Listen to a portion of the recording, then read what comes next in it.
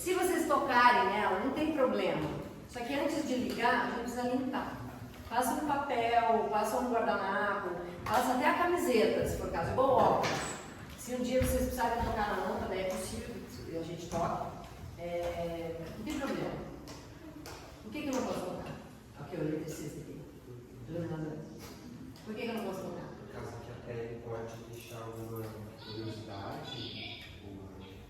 E isso vai causar o quê? Pode queimar.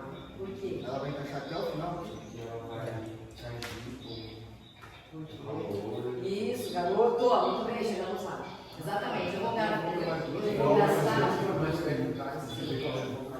vou deixar uma oleosidade aqui e vai gerar um tipo de temperatura diferente quando ligar. Vai criar uma tensãozinha no vidro, o vidro vai dilatar de maneira diferente e vai ficar frágil. E aí a tendência do vidro é romper. Quando o vidro romper, ele vai jogar o gás para fora. Quando o gás sair para fora, ela vai explodir. Mas ela não está bem. Mas tinha no lugar que eu trabalhava, os filetes caíam, a lâmpada estourava, caindo no público. Então, por isso que a gente estava falando ontem. É bem importante que os refletores tenham isso aqui, que são as telinhas de proteção. Porque quem que vai quebrar? O vidro. O que tiver de vidro vai quebrar. Então, o que vai romper é o vidro da lâmpada e o vidro da lente. O vidro vai romper. O vidro não é perfeito. O vidro ele tem bolha. É feito de areia, aquecido e tal. Então, se ele é produzido no aquecimento, quando eu aquecer, ele vai querer derreter. O vidro é líquido. Exatamente, não está no estado natural dele. O vidro não é sólido, o vidro é líquido. A gente tem uma sensação de dureza, mas isso aqui é líquido, absolutamente líquido. Quando a gente aquecer, ele vai pegar uma bolinha de aguinha pequenininha de ar que ficou lá dentro e ele vai dilatar. Ele vai dilatar. E o que ele vai fazer? Ele vai fazer o material trabalhar. Lá na 20ª, 90ª, 40ª vez que isso acontecer, esse dilatamento, essa conversão de dilatamento, essa bolinha vai abrir ela vai romper. É inevitável quase. Isso vai acontecer em todas as lentes, em todos os tamanhos, em todos os lugares. Então ela vai cair. Pode cair a lente diretamente, ou se eu estou com a lâmpada exposta, por exemplo, se eu estou com um refletor sem a lente, que é bem comum também. Né? Aqui aparentemente não tem lente, digamos não tem mesmo, mas por exemplo, um set light, que a gente chama, é bem comum, que é aquela lapiseira compridinha assim. Claro, né? Apagar, pode quebrar. As lâmpadas, elas têm umas lâmpadas que são compactas, que está tudo dentro da própria lâmpada. Além paralelo, ligações em série. Felipe, faz um favor, aperta aqueles dois botõezinhos ali. Vocês sabem o que é aquilo? Interruptor. Exatamente, qual é o nome dele? Interruptor. Não? Por quê? Porque ele interrompe a ligação de energia. Ele tá, ligou isso. Mas vai lá, põe para aperta de novo. Ligou os dois. E agora o que ele fez? Não interrompeu, ele deixou fluir. E agora o que ele faz de novo? Interrompeu. Que legal, né? O nome dele não é ligador. Não liga essa tela. Ele interrompeu ou não? Ele até comprou a 42 horas. O que ele está fazendo exatamente? É muito legal isso.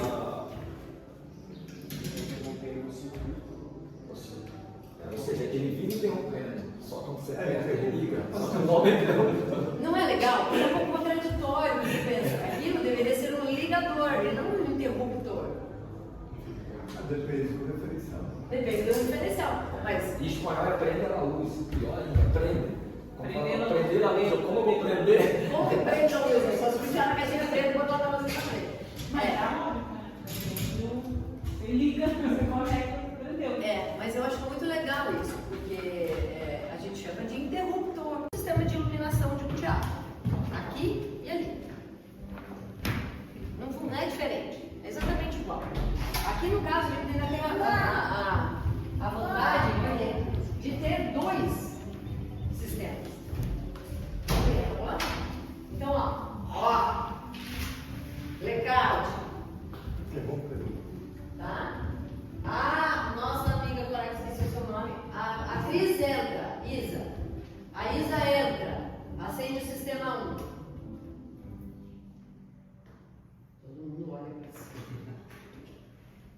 gente aponta para cima e para o segundo sistema. Todo mundo achou lindo? Vamos apagar. Blackout. Pronto, acabou. O teatro é isso aqui. Isso aqui é todo o sistema de iluminação do teatro. Funciona exatamente assim. O que tem no primeiro sistema? Vamos ligar de novo? Olha lá. O que tem no nosso primeiro sistema? Tem isso aí. O que tem? Vamos fazer a conta. Quantos tem? A gente tem 8 linhas de luminárias. Cada luminária tem 2 lâmpadas, certo? E a gente tem um outro sistema. O que tem nesse outro sistema? A mesma vantagem. Mais ou menos a mesma coisa, né? Qual é a diferença entre esse sistema e esse sistema? A rede é a mesma. A energia está chegando, inclusive, no mesmo conduíte. A rede é a mesma, a energia é a mesma, chega no mesmo lugar. O que eu estou fazendo? Posição, né? Posição. É, exatamente, a posição onde elas estão posicionadas aí no teto. Eu poderia chamar de... Vamos lá. Aqui está lá perto da janela, eu poderia chamar de circuito 1 ou janela. Se eu quisesse dar um nome para esse circuito aqui, eu poderia escrever aqui, janela. E o outro eu poderia chamar de porta, porque está mais perto da porta. Não importa que nome eu vou dar para isso. Interessa que eu tenho que entender o que eu quero dizer. Ou eu poderia chamar esse aqui, ó, de ISA entra. Essa é a luz da ISA. Sempre tá os sistemas lá e os sistemas aqui. Eu tenho que entender como é que eu ligo. E agora como é que eu vou saber? Puxa vida, eu tenho que escrever. O de cima, que é o primeiro sistema, é o da ISA. E o segundo é o da porta. Se eu tenho só 2, tá fácil. Se eu tenho 512, a coisa complica. Então a gente trabalha com essas coisas assim que chamam papel e caneta. O iluminador não trabalha sem papel e caneta e fica quieto. Papel e teatro não existe, sem ficar quieto. Não existe, gente. A gente tem que fazer conta, tem que fazer tabela e tem que anotar coisas. Não tem outra saída. Proceder à colocação, à substituição da lâmpada. Ou do fusível. Alguém sabe o que é um fusível? Não precisa de carro. O que será que é um fusível? Protetor. Um fusível é um protetor. Um fusível, ele é... A gente tem aqui. Deve ter um limite. Provavelmente. A gente está no sistema, né? A lâmpada, todo o cabeamento, chega lá no interruptor, do interruptor, essa fiação toda vai lá para o quadro de disjuntor, lá no quadro de disjuntor, que são os grandes interruptores, são os interruptores mestres, digamos assim. É ele que vai cair se caso tenha um sistema de aquecimento, caso tenha um curto-circuito, e lá tem uma coisa que chama fusível. Aqui no caso tem DRs, que são também dispositivos de segurança. O fusível ele vai fazer um desligamento. Esse sistema de LED geralmente também vem fusível já. Sim, os sistemas eletrônicos normalmente têm fusível. Aqui vai ter que abrir. Normalmente traz essa lampadinha.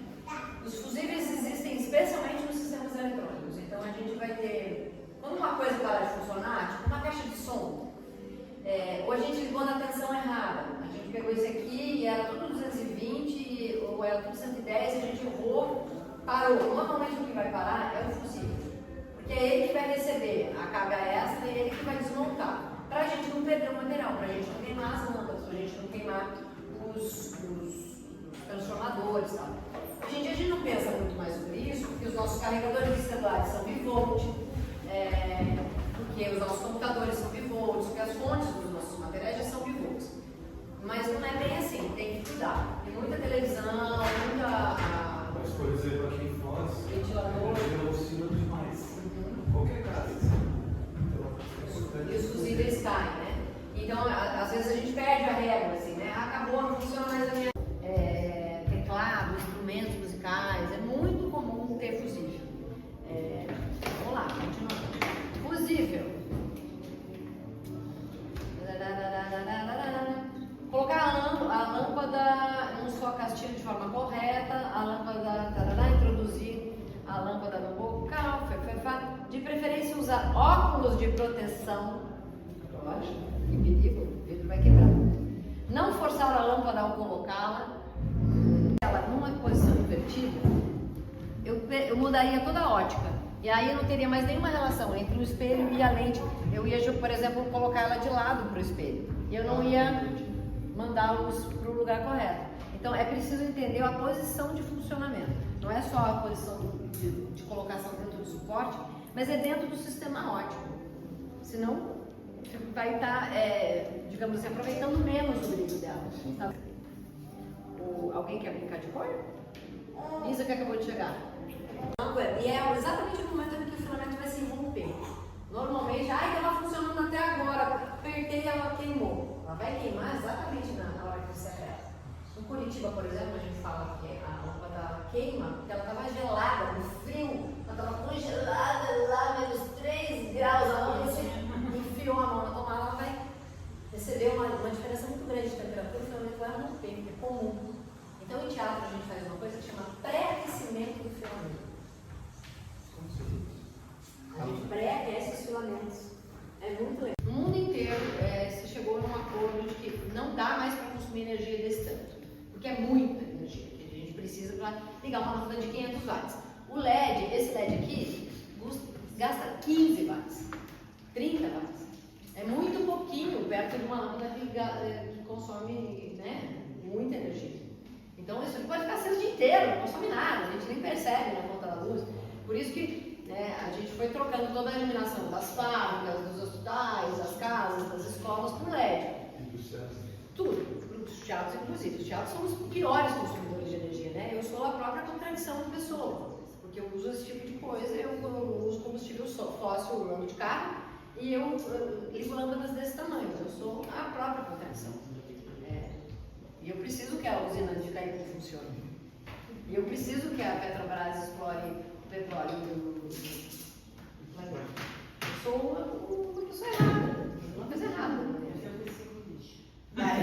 Grandes coisas, né? É uma bosta, né? A gente ser humano é uma desgraça. Venha. Quem não, né? Essa qualidade de luz, você tem um jeito mais barato.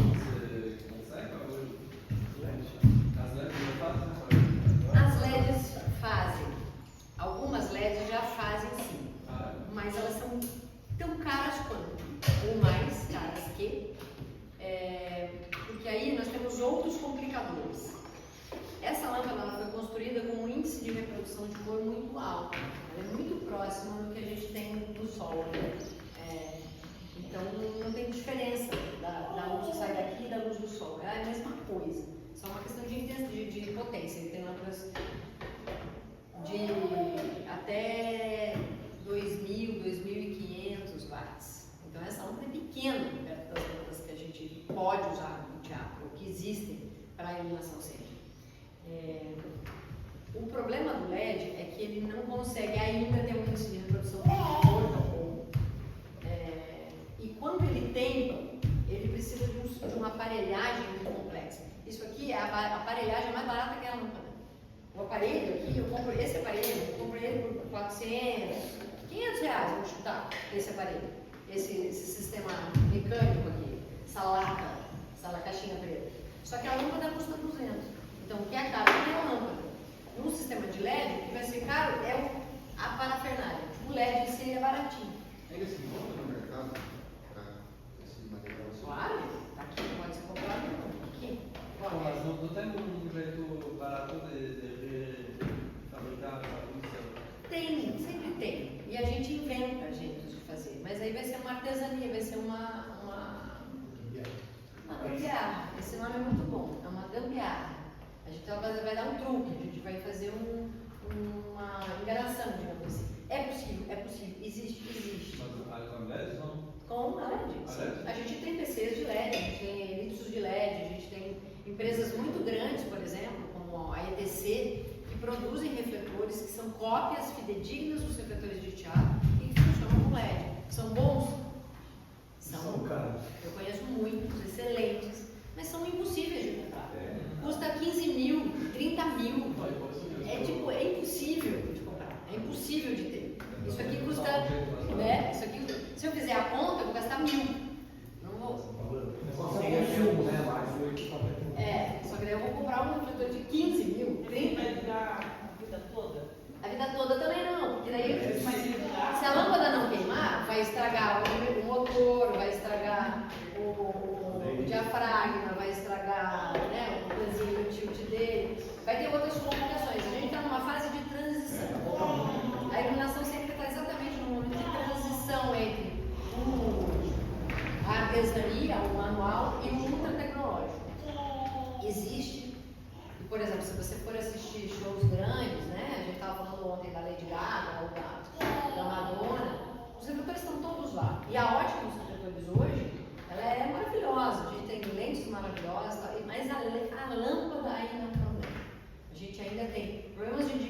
iluminação, problemas de sombra e problemas de temperatura de cor.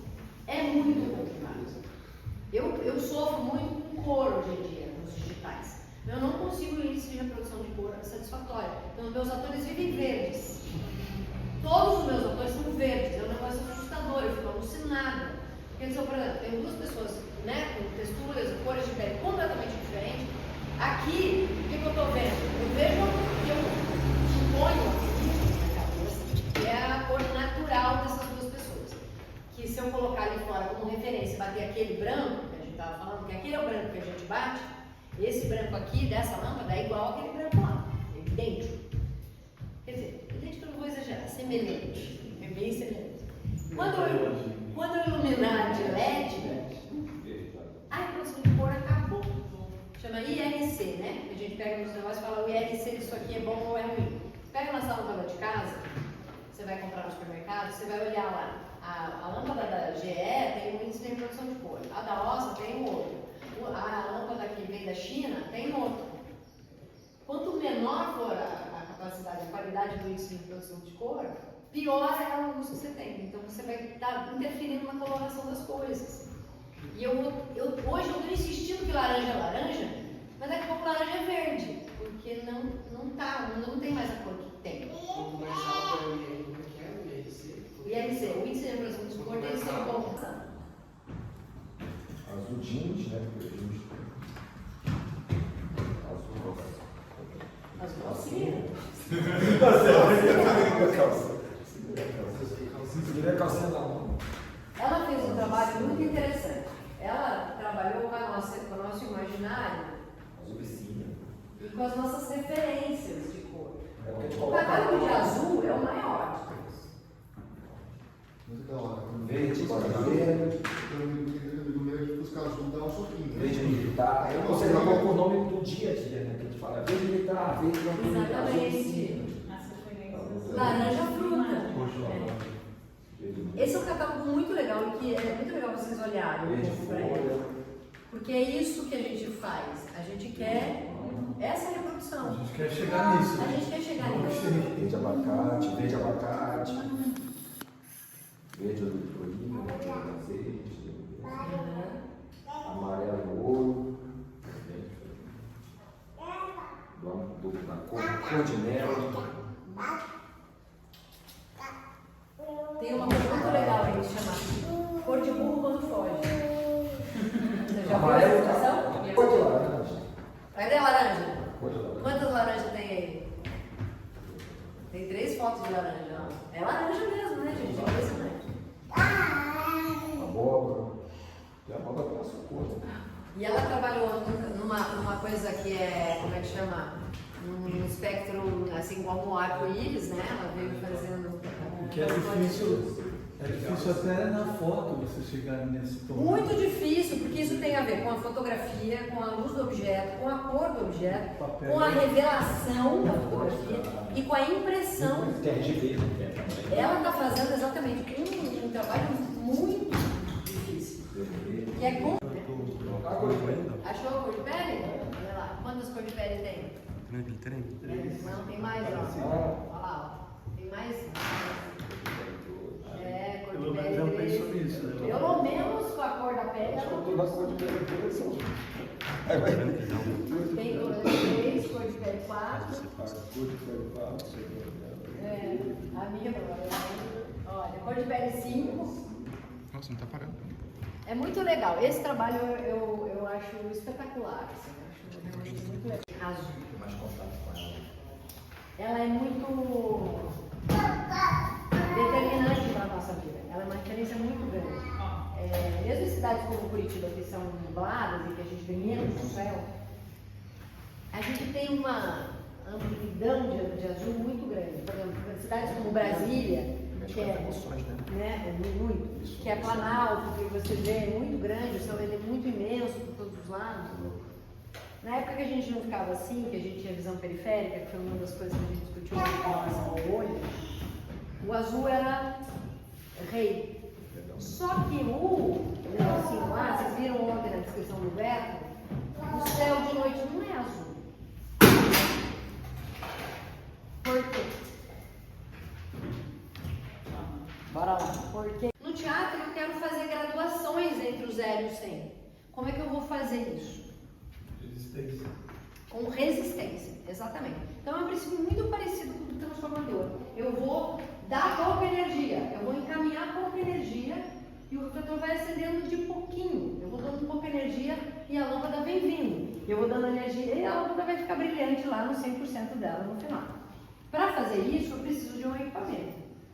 Eu preciso de o que a gente chama de rack de potência. Eu tenho que mediar aquilo ali. Não pode ser um sim ou não. Eu tenho que ter 100 sims e nãos no caminho. Então a gente inventou, foi inventado, alguém inventaram. Posso chamar a gente que tem da nossa. É com esse instrumento que faz o pré-aquecimento. Por exemplo, exatamente. E a gente chama ele de hack. Eu não tenho um aqui para mostrar. Eu estou falando de um sistema.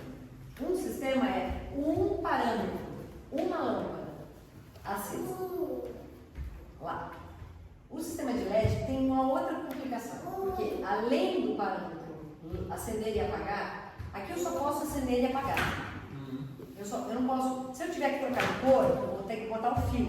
Se eu quiser que ele vire para a direita ou para a esquerda, eu vou ter que movimentar mecanicamente. Se eu quiser que ele fique maior ou menor, eu vou ter que puxar o carrinho para frente e para trás. Eu vou ter que fechar a minha aleta da frente. Eu tenho que trabalhar nos parâmetros mecanicamente. Quando eu chego no LED, o LED já me dá uma outra coisa. Ele me dá cores, por exemplo. E ele é eletrônico, né? Um sistema eletrônico. Movimento. Aí, ó, ferrou tudo.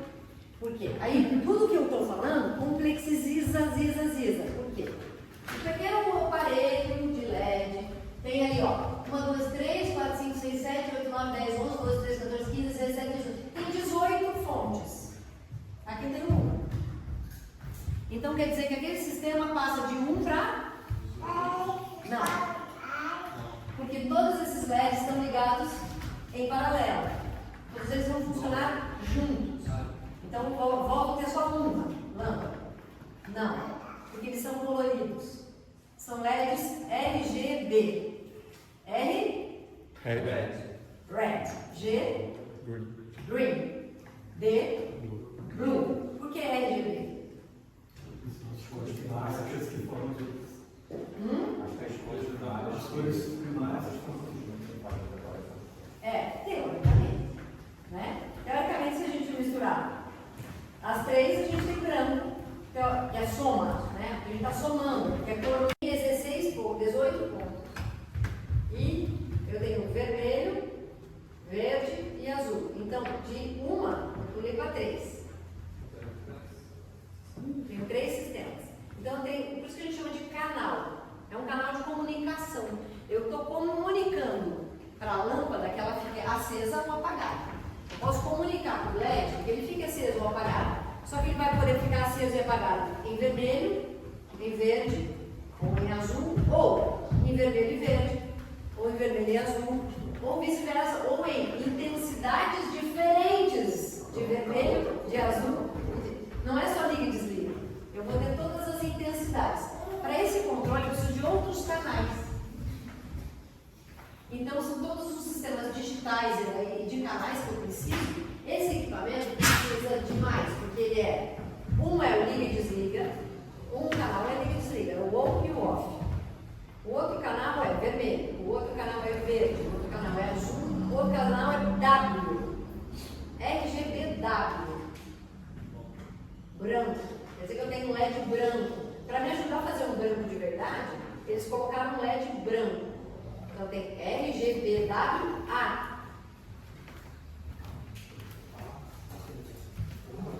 Anda. Eles colocaram porque é muito difícil fazer uma boa cor sem ter uma laranja.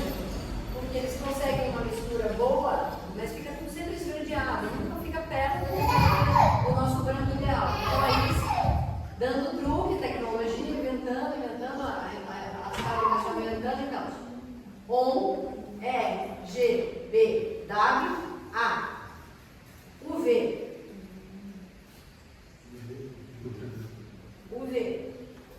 Ultravioleta.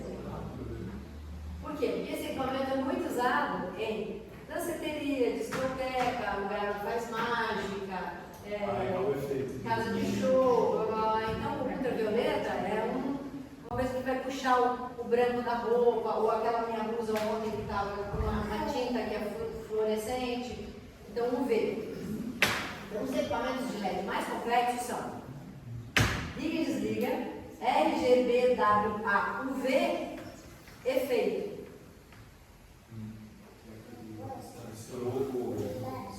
Estrobo. Tem uma coisa que chama efeito 1, outra coisa que chama efeito 2, que são pré-programações de pisca. Acende e apaga, muda de cor, faz interações, e o outro é o estrobo. Então, do acende ou apaga desse aqui, eu mudei para acende e apaga, RGBWA, UV, efeito, estrobo. E ainda assim ele não tem sistema óptico que eu possa mexer, ele não tem cor que eu possa pôr na frente, porque não tem nem suporte para pôr gelatina, ele só tem duas opções, o pano, o tilt e o pano. Eu continuo tendo um refletor que eu consigo mexer para lá e para cá, para cá e para cá. Só que daí lá na mesa de comando, eu posso mandar em todas essas coisas. Ih, gente, só tem 8 botões. Já tem 10 coisas que eu posso mexer aqui, mas só tem 8 botões. Se eu estivesse falando de coisas físicas, eu estava ferrada. Só que como eu estou falando de coisas digitais, isso tudo vai trabalhar digitalmente. Eu vou fazer uma conta no digital. Por isso que ela se chama DMX 512. 512 possibilidades. O DMX é um protocolo. É um protocolo de comunicação entre o meu, como é que chama isso aqui? O meu console, o meu, esse negócio do computador, o meu teclado e o refletor.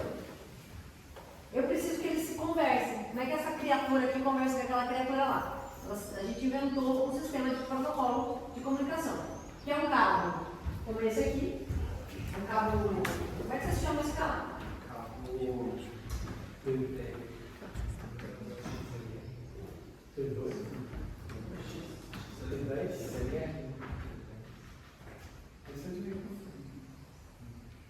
é o nome desse cabo? DMX. Como é o nome desse cabo?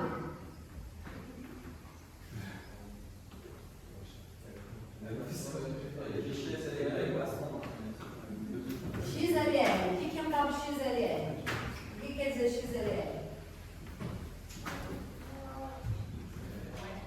É o que comunica informações eletrônicas. Boa! E aí, por exemplo, esse aqui é um que de baixo. Geralmente é esse que vai ser ligado para a mesa direto. E o que tem aqui dentro passando?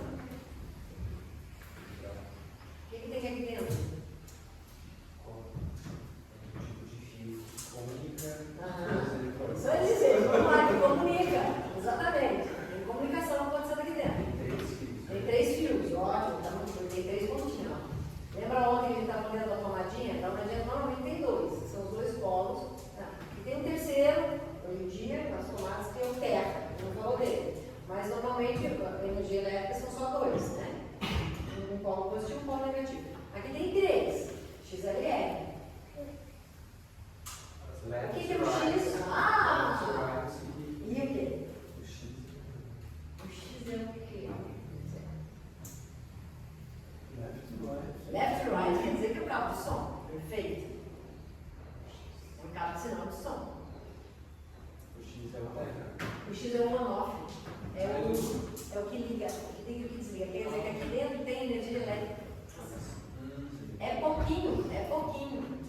Mas tem energia elétrica. Isso aqui conduz corrente elétrica. Isso aqui conduz sinal. Então esse é um cabo de sinal. A gente chama de cabo de sinal. E ele não é um cabo Canon. Tem muita gente que vai chamar ele de Canon. Ah, pega aí um cabo Canon. Não, é um cabo XLR. E Cada tem um é marca, né? Mas aqui também não se chama de XLR, é um cabo XLR. é Um condutor. É o mesmo cabo. O cabo que a gente usa para som é o mesmo cabo para o microfone, para ligar sistemas de som mais simples. A gente usa esse cabo aqui. Na iluminação, a gente costuma usar um cabo de 5 vias. Porque a gente tem um tipo de comunicação um pouquinho mais complexa do que o som. O som precisa de iluminação. Então, e para diferenciar também os sistemas, é muito nos sistemas de iluminação um cabo de 5 vias. Então, se você chegar numa casa profissional, que tem equipamento grandão e que precisa desses sistemas de 512 funcionando muito poderosamente, com muita velocidade e sem interferência, a gente usa cabos de 5 vias.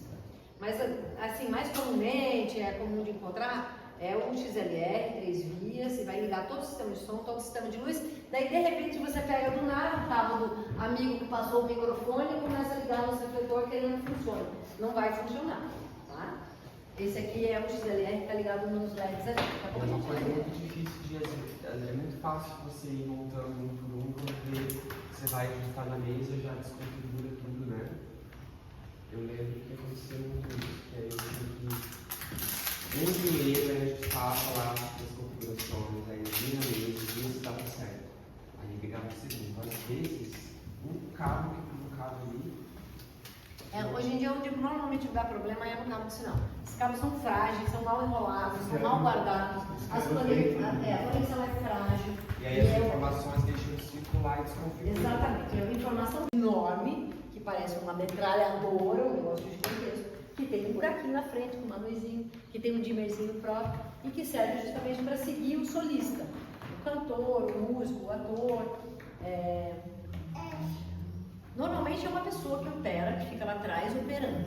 Mas foi de frente ou também com essas iluminações de arriba?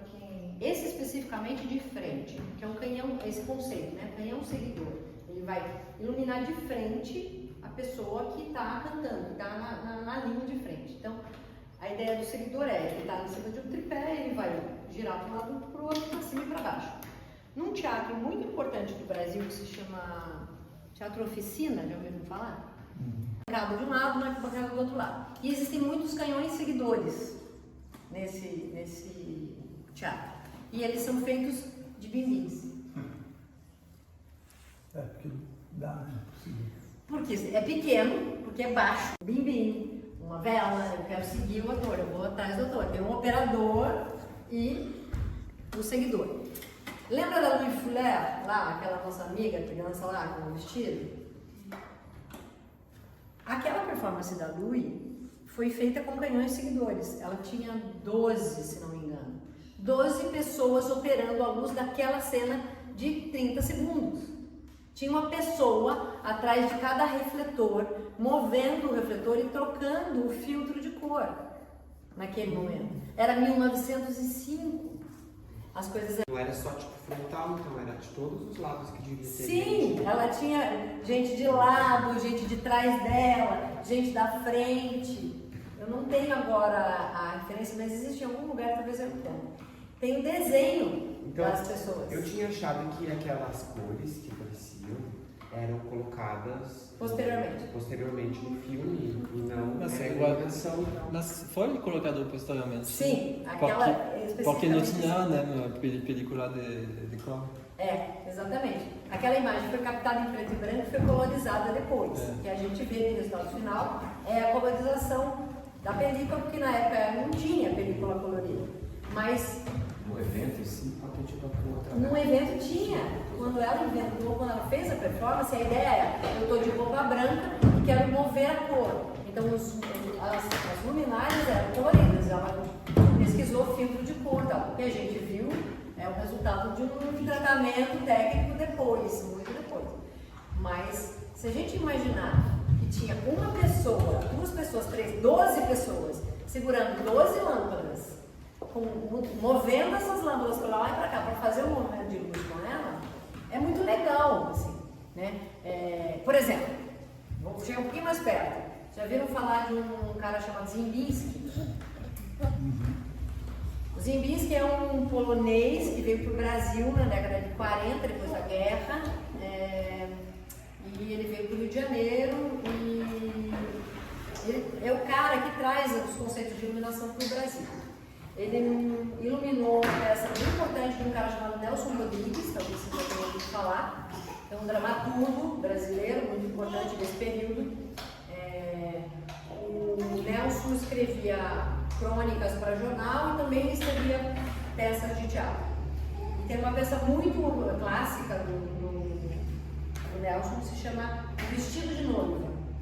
E no Vestido de Noiva eles fizeram uma encenação muito moderna, assim, uma coisa muito nova para o período.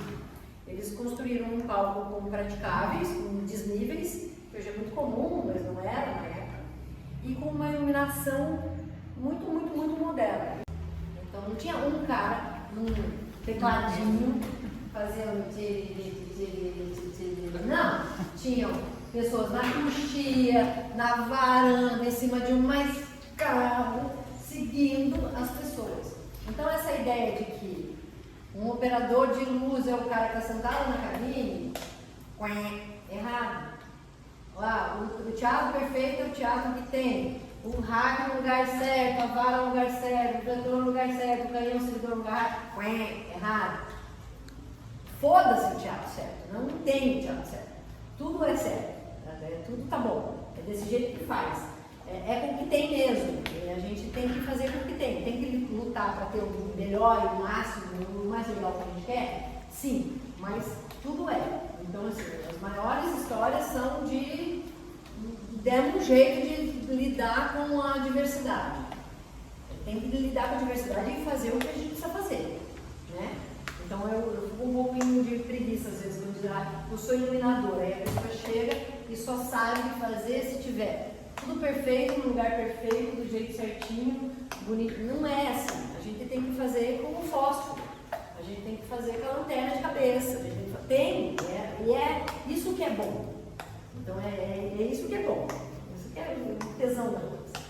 Vamos lá, equipamentos, vamos continuar conversando com equipamentos. Certo? Aqui no caso, um projetor grandão, que tem uma lâmpada grande. Então, tem hoje de quem tem foco de sensibilidade, né? Que já é super. O que é um estrobo? É o que rola nas baladas. Que rola na balada. Tut. Mas o funcionamento dele, então, envolve ele estar sendo apagado e acendido frequentemente.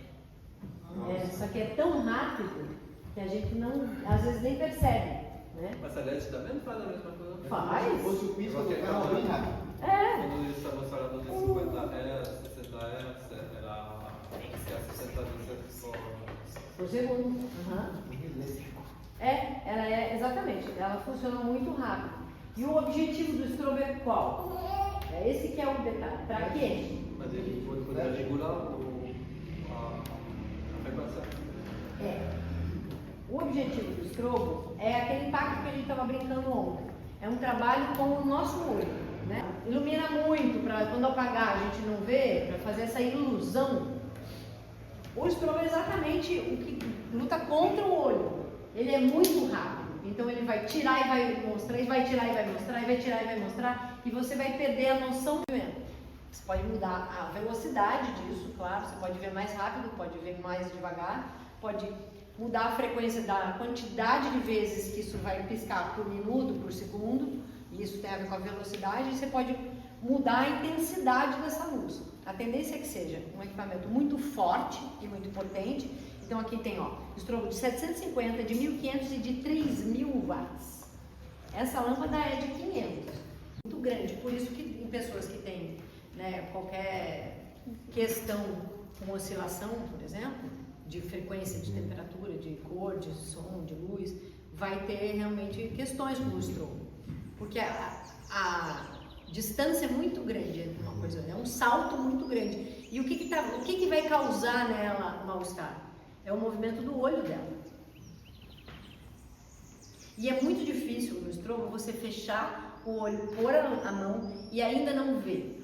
Você vai ver. É muito louco, ela precisa de experiência. Por que as boates estão sempre cheias, né? As casas para dançar estão sempre cheias?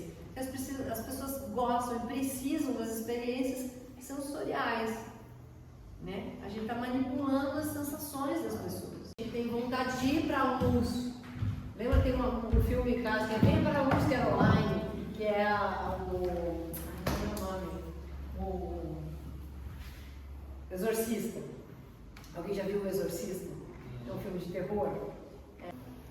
Tentando perceber o que o desconhecido sente ou percebe ou entende de algo diferente de mim. Eu saio para ficar no escuro com pessoas que eu não conheço. Olha que legal. Eu vou no cinema para ir ficar num lugar escuro, que é teoricamente perigoso, super íntimo, sentado do lado de uma pessoa que eu não conheço.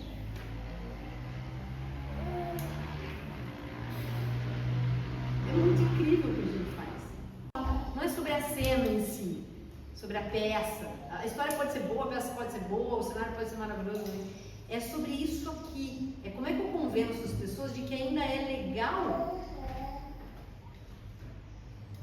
ficar do lado de uma pessoa que eu não conheço e ficar percebendo se ele chora, se ele respira, se ele acha engraçado. Se ele achar engraçado, eu vou achar engraçado também. Se eu achar engraçado, ele vai achar engraçado também.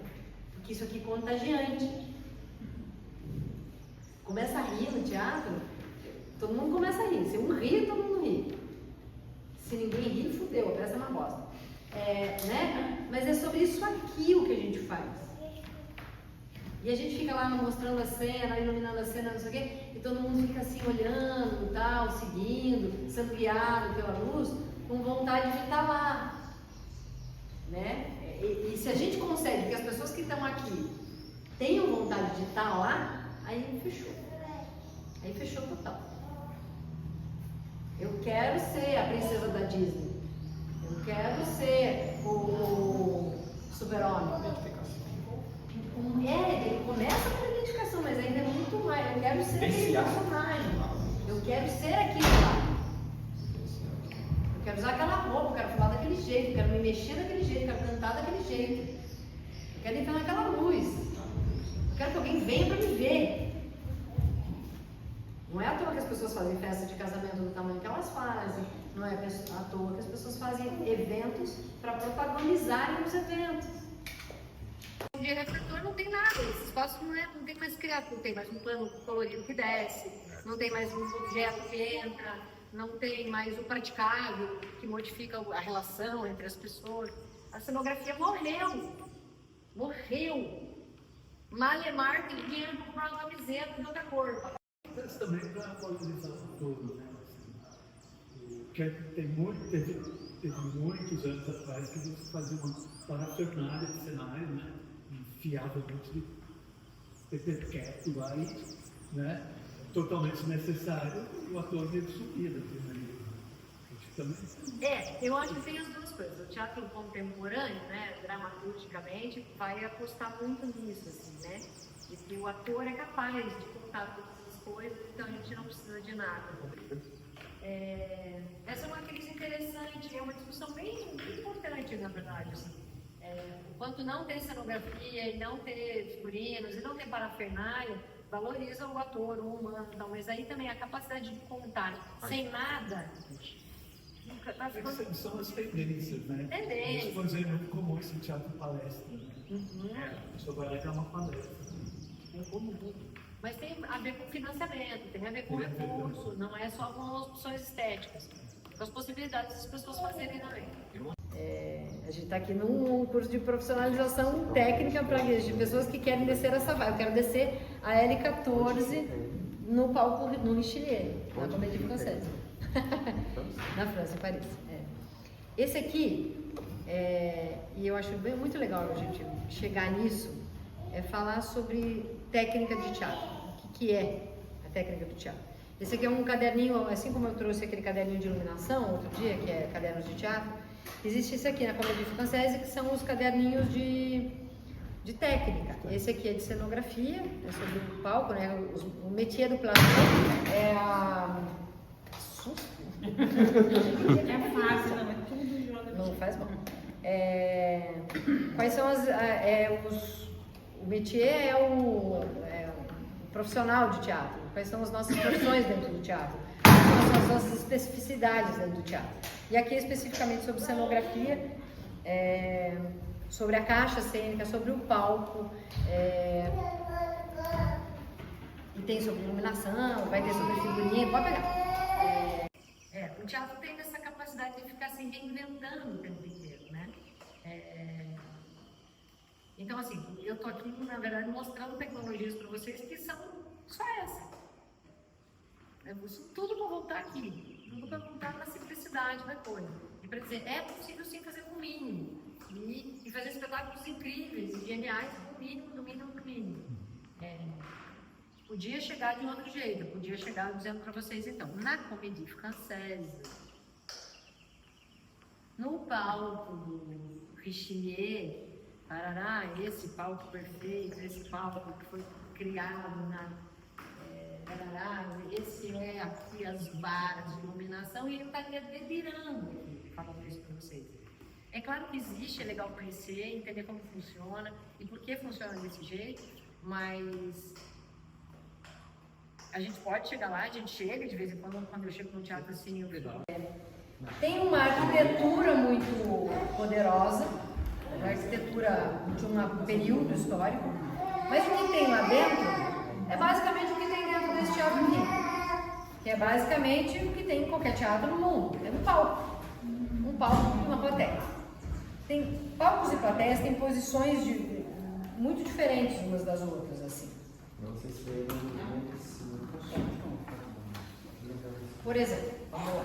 Esse palquinho aqui, vou tirar essa aqui, tem a ver com o edifício, o lugar onde se faz o É, a teatro. clareira, né? É o espectador, porque quem funda o teatro não é o ator. Quem funda o teatro é o espectador. Só existe teatro se alguém está vendo. Se você ficar ensaiando uma peça aqui nessa sala 80 anos, nunca será teatro, continuará não sendo teatro. Só é teatro a partir do momento que alguém vê, que alguém olha. Não adianta fazer um filme e guardar na gaveta, guardar no arquivo? Não adianta, não é um filme se ele está guardado. Uma fotografia não é uma fotografia, ela está guardada. Para que a gente tira milhares de fotografias e não posta? Tem que ter onde postar, por isso que existe o Instagram. O edifício teatral, o lugar de onde se vê e o que se vê. O que se vê é a cena, né? Então a gente tem lá o palco, a plateia.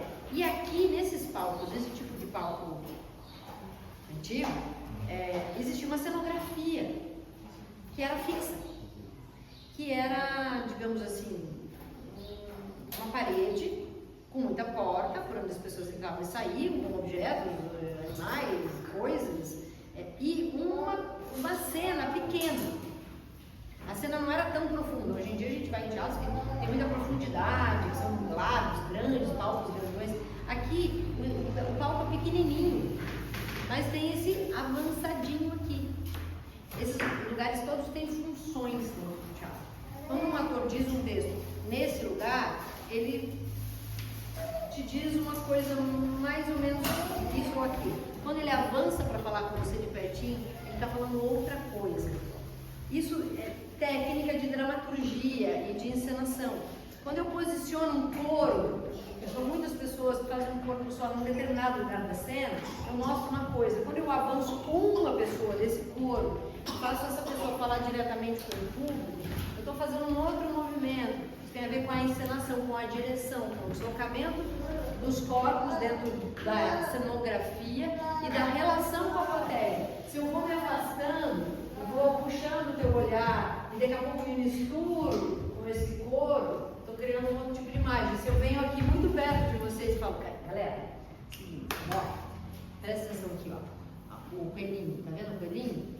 Todo mundo vem comigo, né? Eu não tenho técnica de câmera, eu não tenho técnica de iluminação, eu não posso puxar o foco no ator e apagar o teatro inteiro e fazer a gente olhar para o ator, porque é de dia, não tem teto, não tem cobertura, não tem refletor, não tem canhão seguidor. Eu tenho que usar recursos de encenação, de deslocamento de pessoas e objetos para poder dar o discurso, poder falar as coisas. E aí você vai dizer, mas aqui não tinha iluminação, então.